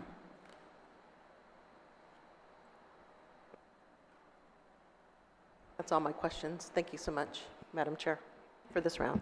You're very welcome, Senator Perez. Senator Shelton? Sajis Masi, good afternoon to the panel. Thank you, OFB, for the presentation of the overall budget. Thank you to all of our agency heads for being here this afternoon to answer our questions. We received a press release a day ago from the White House and then today from Adelup regarding the reimbursement we will receive from the federal government for typhoon-related expenses. So we were operating under the impression the last couple of months that we would receive a 75% reimbursement, and now we are expecting a 90% reimbursement. So for every $1 million, we'll get back $900,000, and retroactive to May 23rd, the day before the typhoon. Can any of you, perhaps Mr. Byrne, can you speak to this? What does this mean for our projected revenues? Do we have an opportunity here to make some changes to this budget to hopefully be able to help our agencies a little bit more? Thank you, Senator Shelton. You know, we're in the very early stages of submitting costs for reimbursement, and to date we actually haven't had any reimbursement from, I mean, these are FEMA reimbursements that we're talking about. We haven't had any reimbursements year to date, so it's very early to be able to comment about that. Of course, these are federal reimbursements and haven't appeared within this budget at all. Yes, they will get back into the economy, like Mr. Guerrero says, but they're not really a direct budget item. Yes, I'm thinking into the future, of course, looking very hopefully that we will be able to rearrange some things down the line to be able to fund some things like the University of Guam budget that we, see staffing, student needs that could use a little bit more right now. I don't want to get into it because the chair will rule me out of order, but I see a lot of, I'm bright-eyed when I look at this opportunity now receiving a 90% reimbursement. So I hope that we will have the opportunity and hopefully in this fiscal year be able to see that come to fruition. Thank you again to the team for the first presentation. I look forward to this budget process. Sajis Masi, Mr. Chair. Thank you, Madam Senator Shelton. Senator, Vice Speaker, do you have any questions? Just a comment. Good afternoon, Mr. Chair. And again, thank you to the panel for being here this afternoon. Also, I'd be remiss if I didn't recognize the team of OFB who literally stayed up for very many days trying to work with all of us and making sure the numbers. I must say that I really don't have a problem with the numbers. I know that in the 20-some years that I've been here, not very often does the legislature have a higher projection than that of the administration. And as I look at the numbers, I must agree with the retiring speaker about if there's any more resources coming in, what can we do to provide for like the University of Guam. I always said that they are the educational gem of this side of the region, of the Pacific, especially within our blue continent. And if there is any resources that we can give to them, knowing that that as I looked at their budget, there may be some issues that we could look at to see what else we can get for them. And then there are also other entities within the executive branch, maybe not within the health, safety, or education, but just as important, right? We need to be able to give whatever extras we have to those agencies that have been literally staying at a status quo, Mr. Chair. And I know that with the 22% increase, I know that a lot of the extra additional funding had to go there. I do, Mr. Chair, have several amendments coming up. I'll patiently await for those. But I want to say, I literally am hopeful that we can go through the different chapters and look at where we can help make a difference, especially with the agencies that, like the university, that may need it. And of course, then with the areas of like the public defenders and of course others. So that's my take for right now, and thank you. Thank you, Senator Madam Vice. Senator Brown, do you have any questions you want to ask the panel? I don't know if I should start listing my desired expenditures for this upcoming fiscal year before we confirm our revenues. You know, I, like some of my colleagues on this side of the aisle, have a more conservative perspective because it's very hard, and I hear the presentation that's being made of, you know, and we've been down this road many times, of how we look at the previous year's revenue and we try to calculate what we believe may be the revenue for the upcoming fiscal year. But I think we can agree the revenue stream we've received over the last several years is not normal, nor will it be in the next few years. So I've seen us obligate, this body has obligated substantial amounts of additional long-term obligations on our people. And I don't, at least my history and my experience kind of make me wonder as to whether or not this will continue. I think the train's going to slow down a little bit. And the obligations are still going to be there. So it's going to be interesting what's not going to get funded. But I wanted to ask with regards to the presentation here of where we have the governor's request, and we see that the OFB level in some areas are higher. The business privilege tax, maybe you can clarify the use of money and property, maybe explain that particular, I have a question mark there. And other areas where the OFB level is higher than even what the administration is projecting. Can I ask why in those areas you have a higher revenue level? I mean, from 2024, of what the administration's requesting here on the general fund levels, you have a little over 33 million higher in your projected revenues. Can you explain that? Yes, Senator. Again, when we first started this analysis of figuring out the revenues for Guam for FY24, we took everything basically into account. And what's the most important thing is we kind of looked at, you know, what the trend was, especially within the last 2 years, 2-3 years, which is more realistic to what's happening now and going forward, rather than taking a conventional 5-year period, because, you know, 5 years ago, the economy basically wasn't the same as it is today. Again, we put a lot of emphasis basically on what happened the last 2 years and the trend that we're actually seeing this year, taking into account again, like everything, like Senator Tello mentioned about, funds, federal funds are depleting. They're not going to be around anymore to kind of like keep the government afloat like it has for the last couple of years. But we also looked at the trend and thinking that, using the same trend that we see in FY23, there's no reason why we shouldn't consider, at least for FY24, that it would continue, at least in FY24. We're still going to have ARP money. The economy is still growing. Tourism is on the uprise. As a matter of fact, the estimate, like I said earlier, the tourism numbers they're projecting out of GBB is almost close to 1 million in FY24. We were a little bit more conservative. We brought it down to about 650,000 rather than taking the whole million. So we are still conservative. I mean, my approach is that we took a conservative approach. Even with the BBT, the estimate that we came up with was slightly higher, maybe about 10, 15 million more based on tracking, based on historical data.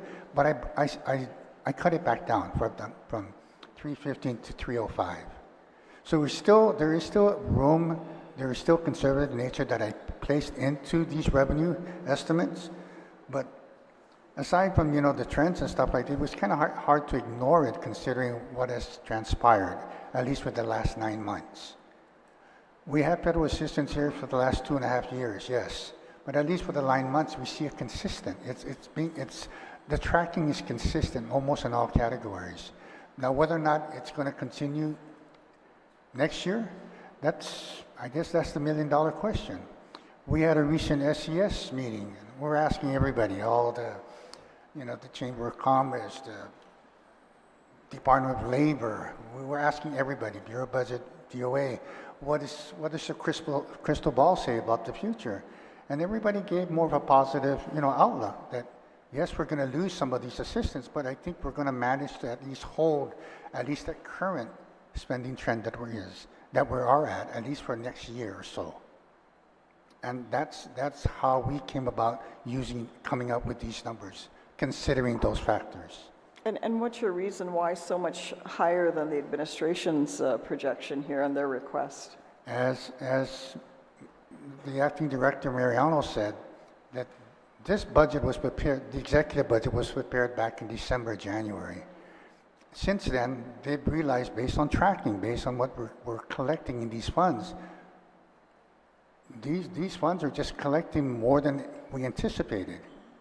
So they're kind of like in agreement that they're willing to also increase these levels, both in the BBT, both in withholding, because the tracking is way above what we all projected. So yes, but it'll be interesting next year, because the thing I'm concerned about, and again, I understand, Mr. Chairman, we're looking at revenues, but at the same time, going on these figures, I think we'll have colleagues here that have a tendency, because they can't help themselves and wanting to continue to spend. Or are we going to see long-term obligations again that were federally funded because there were people that were hired with federal funds, and that those funds are dissipating with the expectation somehow we're going to add that to the general fund and increase the obligation. And that is concerning again, because we're doing with a more long-term obligation on short-term revenue, because it's not like we're a manufacturing community, it's not like we dig for gold or something here that is going to show us something tangible. I mean, if we're going to look at our revenues coming in through tourism, which is again not to where it was in January of 2019,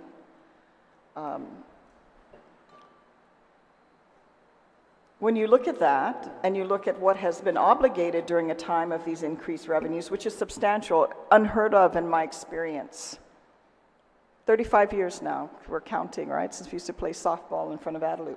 35 years now, I look and I just see the continued desire to continue to obligate our people to the point that we're not going to actually have enough money to do the critical things that we need to do, because we're all obligating and continuing, because one thing that's growing is government. So I just want to put that note.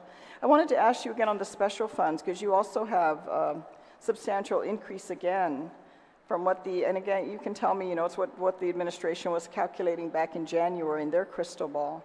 But for special funds, you're looking at another 8 million over what they were projecting. And your logic for that again? The majority of that 8 million, Senator, is actually in the Manpower Development Fund. We got input again from Department of Labor, and they're saying that they actually anticipate Believe it or not, their revenue estimate is roughly about 10 million. And that's pegged, I believe, on about 10,000 workers. But they took a percentage of that 10,000 or 10 million, and they said recommended maybe 60%.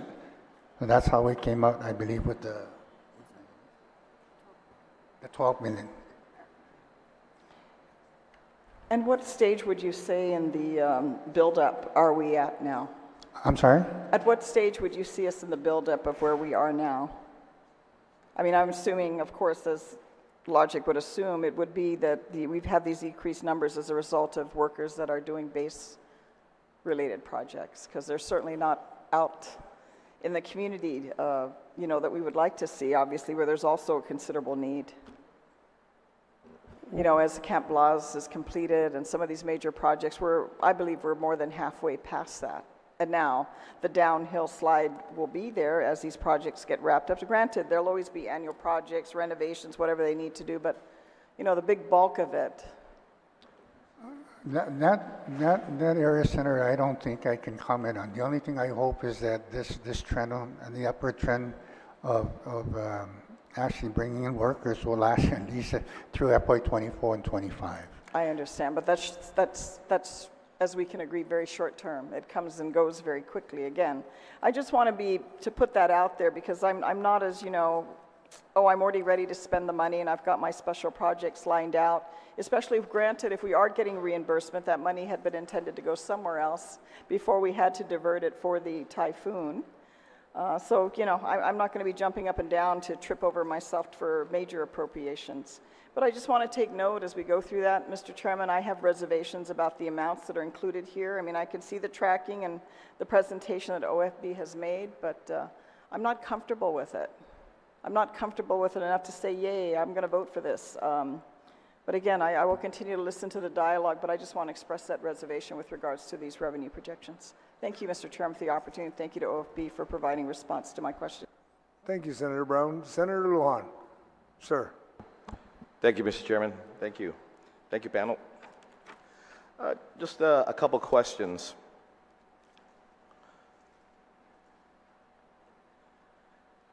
To, I guess, BBMR here.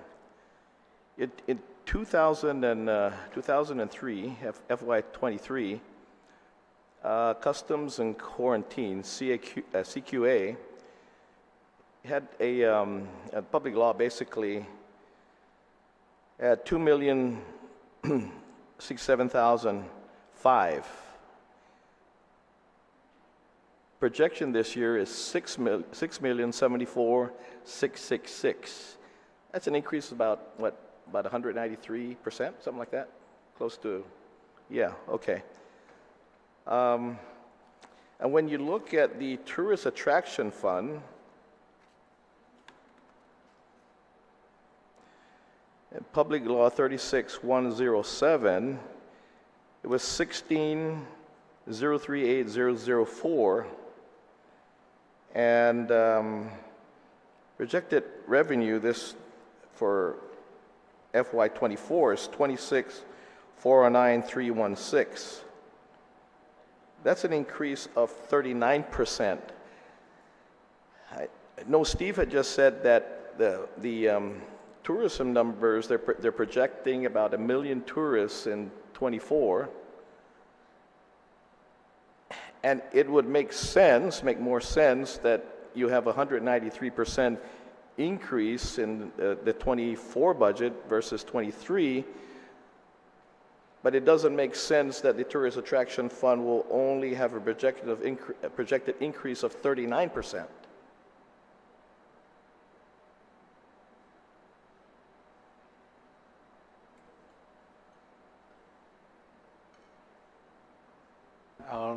Yeah, Senator, just looking at our tracking as of June 30th, for the primary special funds, the TAF is currently at 24.6 million, which is actually pretty close to the level that we're showing here in the governor's budget request. But Yeah, in terms of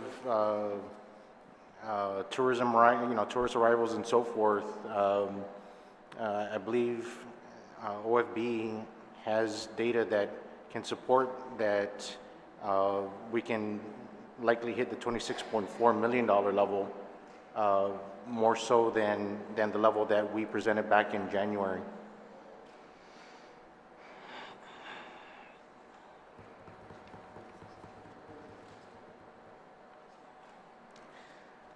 Okay, I can understand that. You're tracking, you say, right now with CQA is what? 24? I'm sorry, I was referring to the Tourist Attraction Fund. Now, Tourist Attraction Fund. Yeah, with respect to the Customs and Quarantine Fund, yeah, I believe I mentioned earlier that we had used our 2021 collections level of 2.1 million and our 22 collections of 2.9, and of course when you come up with that average, it comes up to the amount that's indicated in the ABR of about 2.5 million. Okay. So again, their computation that was used to arrive at their $6 million level, Sure. They use a different methodology. Okay. Yeah, I'm trying to understand because, what's paid for in customs and in regards to the, I guess, the payment fee, whatever it is, it's only charged to foreign passengers, basically. And if our numbers are going to go up from foreign countries, it would, I agree with the 193% in increase in the revenue, but it does not jive with the 39% increase, only 39% increase with the Tourist Attraction Fund if we're going to be getting more tourists from, again, our source markets. So yeah, I'm just trying to coincide, marry this two, and there's a big percentage gap between these two agencies and the revenues projected to come into our island. Anyway, we'll get more answers in a while. In regards to the special fund allocation, a couple of these here, what programs fall under the individual and collective rights at 3.6 million? What programs there? Let's collect individual and collective rights, special funding.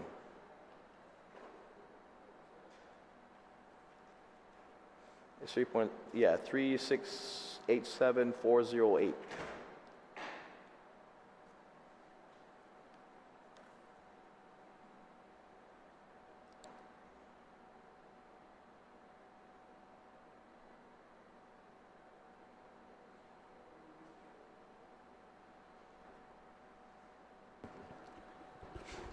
Okay, Senator, the agencies that fall under individual collective rights is CAHA, Decolonization, Commission on Decolonization, Department of Chamorro Affairs, Military Affairs, Department of Labor. All the affairs.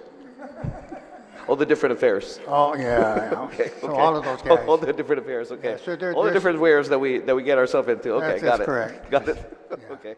How about economic development? How about what programs are, because that's only, I just, because it's not very much, but yeah, what programs are there? Specifically, Department of Agriculture. Ag? Bureau of Statistics and Plans. I'm sorry? Bureau of Statistics and Plans. Okay. And I believe that's all, just those two agencies. Just the two agencies. Yep. And the last, recreation, is that Parks and Rec? I believe so, but give me 1 second, I'll Okay. make sure. You're correct, just Department of Parks and Recreation. Okay. Now with Parks and Recreation, 437,474.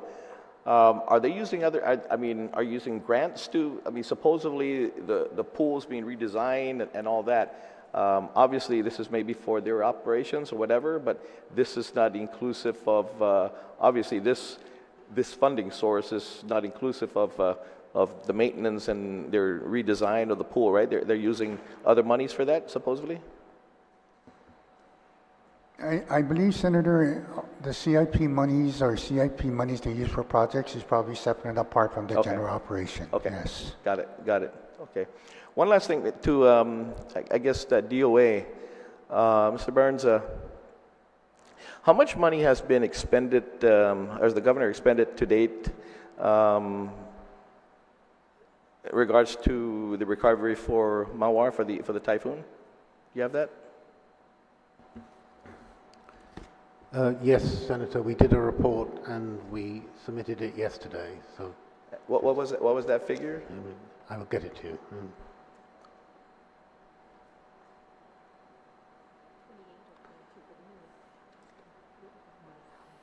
Okay.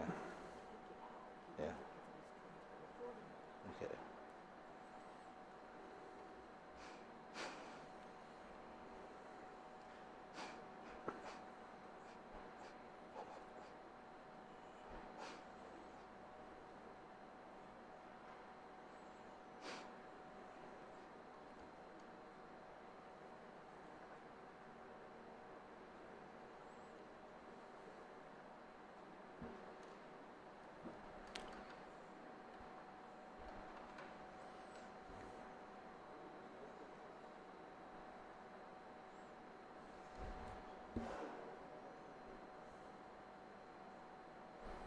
Sorry, it's taking a long time to No, load. no problem.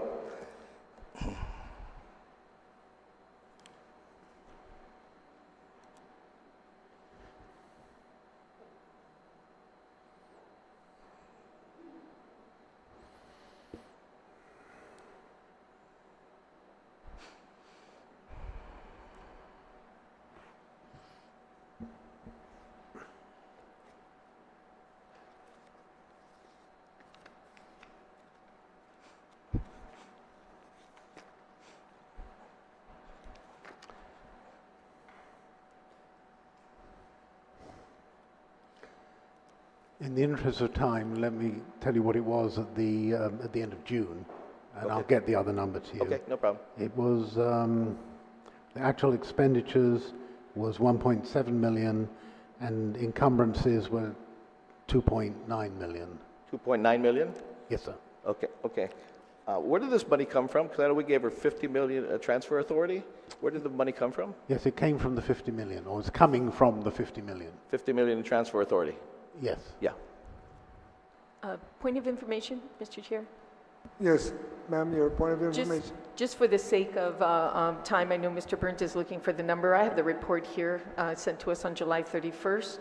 And the amount so far that has been allocated was $28,104,844. And then so far that's been, the balance is left is at 22. So yeah, you're looking at 5.9 million. Okay. Senator Lawn. Thank you. Thank you to my colleague as well. Thank you. Again, Mr. Burns, can you reiterate that again? How much has been expended at this point? The numbers I just gave you. Yeah, okay. Yeah, please. Yes, It was 1.7, right? 1.7 million?